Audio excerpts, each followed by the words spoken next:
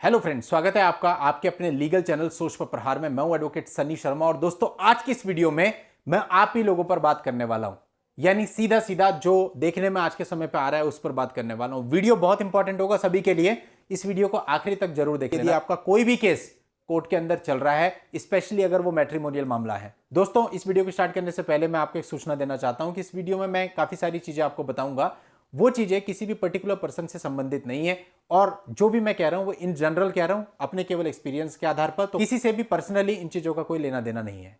देखिए दोस्तों, आज के समय पे क्या है कि पहले की जनरेशन में ना थोड़ा सा ज्यादा पावर होती थी। पावर इन द सेंस वो लोग अपने हाथों से काम करते थे। आप देखते होंगे कि पुराने समय पे जो आपके मम्मी पापा थे जनरली वो अपने सारे काम खुद करते थे और पहले के टाइम पे ऐसा भी नहीं था कि बहुत ज्यादा नौकर चाकर अपने यहाँ पे रखे जाते थे। अधिकतर सारे काम आदमी अपने हाथ से करता था, तो वो थोड़े से ज्यादा मजबूत रहते थे। टाइम भी होता था उस समय पे, लोगों पे तो ज्यादा चिंता भी नहीं थी, इतने सारे मैट्रिमोनियल मामले भी नहीं होते थे। आज के समय पे क्या है, चिंता ने आदमी को घेर लिया और जैसे कहा जाता है चिंता चिता के समान होती है। वो एक्चुअल में चिता बना देती है, आपको दुनिया भर की बीमारियों का शिकार बना देती है, आपको डिप्रेशन दे देती है और आपके साथ बहुत कुछ ऐसा होने लगता है जो कि जनरल आपके साथ नहीं होना चाहिए था, जनरल आपके साथ नहीं होता। लेकिन दोस्तों इसके पीछे बहुत सारी वजहें हैं जिनको हम नहीं समझ रहे, और अगर आप वो समझ लोगे तो आपको ये चीजें आसान हो जाएंगी। स्पेशली मैं क्या देख रहा हूं, बहुत समय हो गया, बहुत सारे मामले ऐसे हैं जिनमें मैंने देखा कि जो आज की जनरेशन के बच्चे हैं, मींस 25, 30, 35 हमारी एज ग्रुप के, इन लोगों के अंदर एक तो पेशेंस की कमी है, दूसरी बात यह है कि लोग बहुत सॉफ्ट हैं। स्पेशली वो बच्चे जो बचपन से बहुत ही सॉफ्ट माहौल में रहे, माँ बाप ने बड़े लाड प्यार से पाला, हर जरूरत को पूरा किया, थोड़ा सा भी काम करते थे बोलते अरे बेटा आप मत करो आप थक जाओगे, उसे नौकरों से करवाया। इस तरह के एनवायरनमेंट में जो बच्चे बड़े होते हैं उनके लिए ज्यादा समस्या हो जाती है, क्योंकि उन्होंने जो लाइफ की प्रॉब्लम्स हैं उनको कभी फेस नहीं किया होता। उनकी लाइफ ऐसे रही होती है कि बचपन पूरा माँ बाप ने आराम से निकाल दिया और उसके बाद जब बड़े होकर के स्कूल कॉलेज गए तो अच्छे अच्छे स्कूल अच्छे अच्छे कॉलेज में गए, वहां भी कुछ फेस नहीं करना पड़ा। उसके बाद अच्छी सी जॉब में लग गए और वहां से अच्छा सा पैकेज मिलने लग गया, तो सब कुछ अच्छा ही अच्छा। अब जब अचानक से उनके साथ ये सब चीजें होती हैं तो वो खुद को संभाल नहीं पाते और अधिकतर अच्छी अच्छी जॉब होती है उसके बाद भी कहते हैं कि मेरा जीने का मन नहीं कर रहा, मैं ऐसा कर लूंगा या वैसा कर लूंगा, और भी बहुत सारी चीजें होती हैं।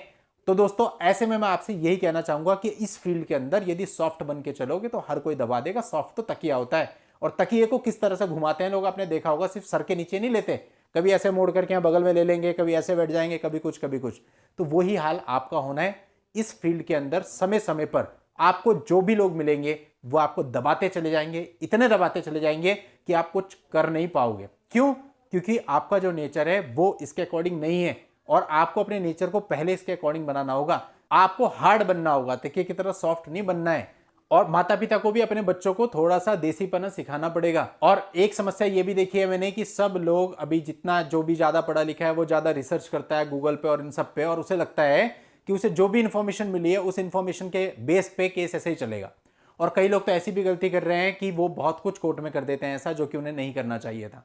तो इसलिए ये गलती भी ना करें। नॉलेज लेना बहुत अच्छी बात है, आप समझिए चीजों को, लेकिन साथ ही साथ ये भी समझिए कि जो किताबों में लिखा है, जो गूगल पे फाइंड कर रहे हो, वो एज इट इज कोर्ट के अंदर एप्लीकेबल नहीं है। फॉर एग्जाम्पल बहुत सारे केसेस के बारे में कानून यह है कि इन केसेस का निपटारा 6 महीने में होना चाहिए, लेकिन वो केसेस सालों चलते हैं, 5 साल 6 साल चलते हैं ना। लेकिन ऐसे आप देखो कंज्यूमर प्रोटेक्शन एक्ट के जो केसेज होते हैं उनके लिए टाइम लिमिट है कि 6 महीने में खत्म होना चाहिए। मेरा एक पर्सनल केस लगा हुआ है जिसको कि 5 साल हो चुके हैं। अभी जो किताबों में लिखा है वो एज इट इज फॉलो नहीं हो रहा है, ये जस्ट एक एग्जाम्पल है।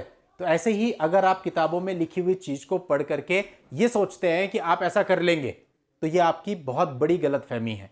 और इस गलतफहमी में जो भी कोई व्यक्ति आपकी गलतफहमी को सही कर रहा है उसकी बात को मानिए। यदि आप उसकी बात को नहीं मानते, अपनी चलाते हैं, तो सामने वाले का कुछ नहीं जाने वाला, जाएगा आपका, क्योंकि उसके कॉन्सिक्वेंस आपको फेस करने पड़ेंगे। पहले के लोग दोस्तों सरल होते थे, आजकल सरलता खत्म हो गई है, क्योंकि डिजिटल वर्ल्ड से हमको फायदा तो जरूर हुआ है क्योंकि हमें बहुत सारी चीजें, बहुत सारी जानकारियां मिल जाती है, क्लैरिटी आती है।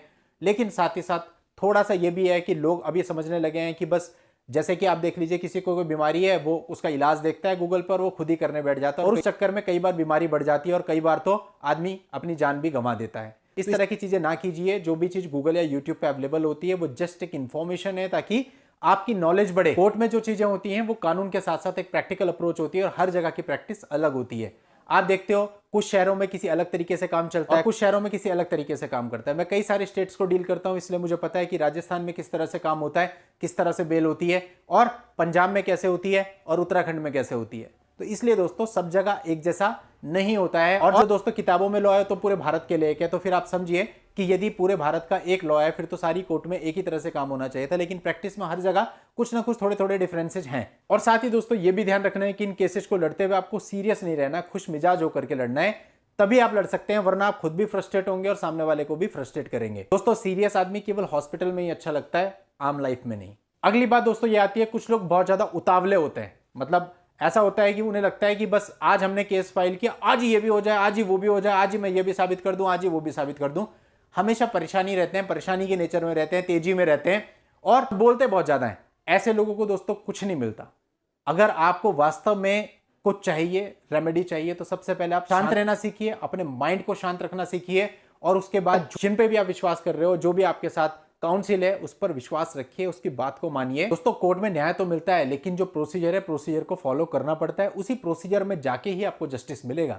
यदि आप सोच रहे हैं कि फटाफट सब कुछ हो जाए, तो फटाफट का कोई शॉर्टकट कोर्ट के अंदर नहीं होता। अब दोस्तों आपको रिलीफ देने के लिए यहां पर मैं कुछ ऐसी बातें बता दूं जिससे आप मोटिवेट हो जाओ, लेकिन वो प्रैक्टिकली सही नहीं है तो उसका कोई फायदा नहीं है। हो सकता है मेरी बातें बहुत सारे लोगों को बुरी भी लगे और इसके बाद वो कुछ कमेंट्स भी कर दें, नेगेटिव कमेंट्स, लेकिन दोस्तों सच्चाई यही है और सच्चाई को हमें मानना है। और सच्चाई को मानते हुए यदि हम केस को लड़ते हैं तो फिर हमारी जीत पक्की होती है। यदि हम सत्यता से आंखें बंद कर लेते हैं, जैसे कबूतर होता है, कबूतर को बिल्ली दिखाई देती है तो अपनी आंखें बंद कर लेता है और उसे ऐसा लगता है कि मैं बिल्ली को नहीं देख पा रहा हूं तो बिल्ली भी मुझे नहीं देख रही है, लेकिन होता क्या है, इस चक्कर में कबूतर अपनी जान गंवा देता है। दोस्तों अपने को ऐसा नहीं बनना है। यदि अपने को सत्यता दिख रही है या सत्यता पता चल रही है, कोई सत्यता बता रहा है, तो सत्यता को एडमिट कीजिए और उस सत्यता को एडमिट करने के बाद अपना केस लड़िए कि हाँ ये मेरे माइनस है, अब इससे आगे मैं कैसे चल सकता हूं। केवल झूठी तसल्ली के आधार पर यदि आप केसों को लड़ोगे तो फिर उसमें हमेशा आपको नुकसान ही उठाना पड़ेगा। और जैसे मैंने आपको बताया, हार्ड रह के चलना है, क्योंकि दोस्तों लोहे को लोहा ही काट सकता है, लोहे को प्लास्टिक नहीं काट सकता। तो अगर आप सॉफ्ट रहोगे तो इस फील्ड में तो सभी हार्ड होते हैं। आपकी जब एफआईआर दर्ज होती है, आप थाने पे जाते हो, आप क्या महसूस करते हो? अपोजिट पार्टी के सामने आप क्या महसूस करते हो? कोर्ट में जाके आप क्या महसूस करते हो?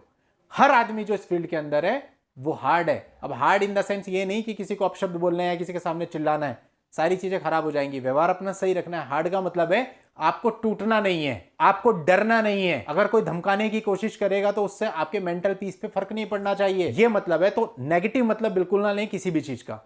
चलिए दोस्तों आज की इस वीडियो में इतना ही। नेक्स्ट वीडियो में नई लीगल जानकारी के साथ मैं आपसे फिर मिलता हूं। तब तक के लिए good bye and thank you for watching. Take care.